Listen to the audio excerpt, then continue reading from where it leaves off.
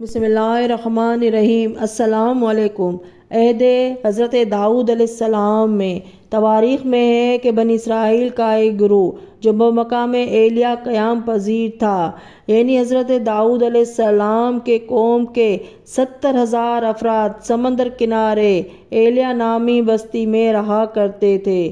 ان کو اللہ تعالیٰ نے ہزاروں نعمتوں سے نوازا تھا، لیکن جب راحت اور سکون آیا تو یہ اللہ تعالیٰ کی عبادت سے محروم ہو گئے اور اللہ کی مخلوق پر ظلم کرنے لگے تو اللہ نے انہیں خبردار کر دیا اور خداوند عالم کا حکم پہنچا کہ جمعے کا دن عید کا دن ہے، لہٰذا اس کا احترام کیا کرو اور اس دن کوئی کام نہ کیا کرو۔ ان پر یہودیوں نے کہا کہ یہ دن عید کا ہوگا تو مسلمانوں کے لیے ہوگا، ہمارے لیے عید کا دن ہفتے کا دن ہے۔ تو خداوند عالم نے ہفتے کے دن سیر و تفریح، شکار وغیرہ سے روک دیا اور خصوصی حکم دیا کہ مچھلی کا شکار نہ کرنا، مگر لوگوں نے نافرمانی کی۔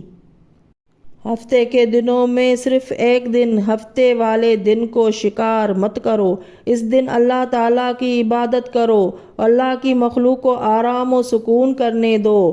وہ لوگ ایسا ہی کیا کرتے تھے، یعنی سب دنوں میں اتوار سے لے کر جمعے تک شکار کرتے تھے اور ہفتے کو عبادت کیا کرتے تھے، باقی دنوں میں شکار کر کے اپنے بال بچوں کا پیٹ پال لیا کرتے تھے۔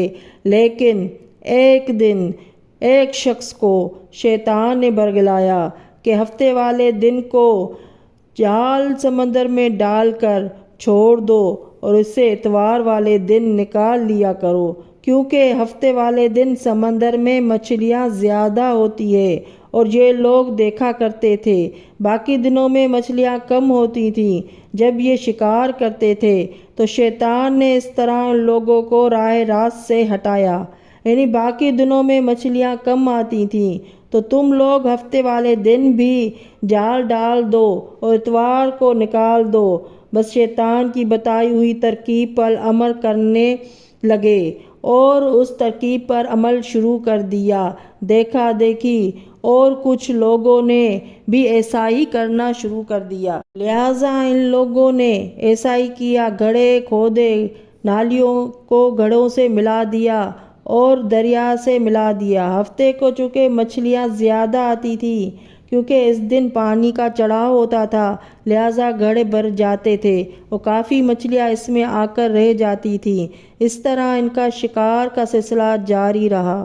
بالآخر وہ مچھلیاں بیچ بیچ کر مالدار ہو گئے، عیش و عشرت میں پڑ گئے، خدا کو بالکل بھول گئے۔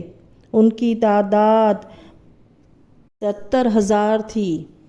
70,000 عہد داؤد میں اور 5,000 بنی اسرائیل عہد حضرت عیسیٰ علیہ السلام میں انکار مائدہ کے سبب سے مسخ کیے گئے تھے۔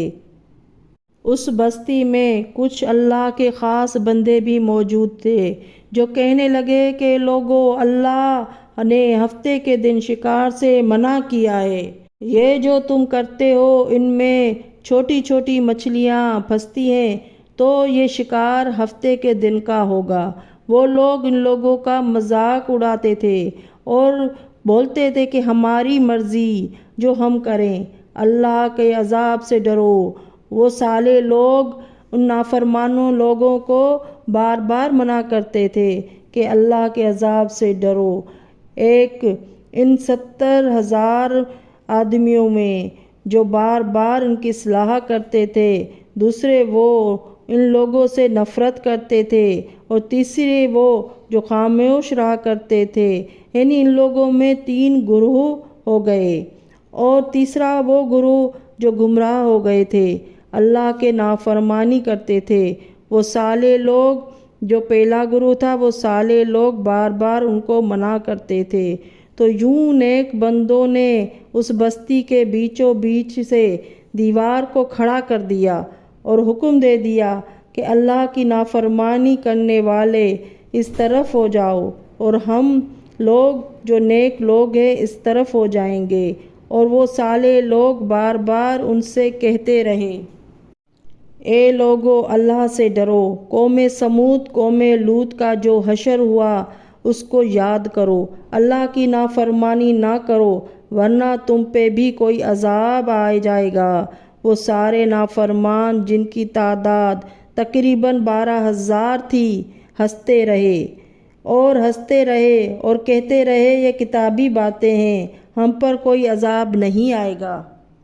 جیسے ہی وہ 2 گروہوں میں تقسیم ہو گئے، ایک وہ جو اللہ کا فرما بردار تھا، دوسرے وہ جو دیوار کے اس طرف تھے۔ نافرمان بندے پوری رات ہنستے رہے، مذاق اڑاتے رہے، اور وہ اللہ کے خاص بندے جو دیوار کے اس طرف تھے اللہ سے معافی مانگتے رہے۔ جیسے ہی صبح ہوئی وہ نیک صالح لوگ اٹھے اور محسوس کیا کہ اس طرف سے آواز انسانی نہیں آ رہی، کسی انسان کی بھی آواز نہیں آ رہی۔ جیسے ہی دیوار کی اس طرف دیکھنے لگے، وہ سارے کے سارے لوگ بندر کی شکل میں تبدیل ہو چکے تھے اور بندروں کی حرکتوں کو انجام دے رہے تھے۔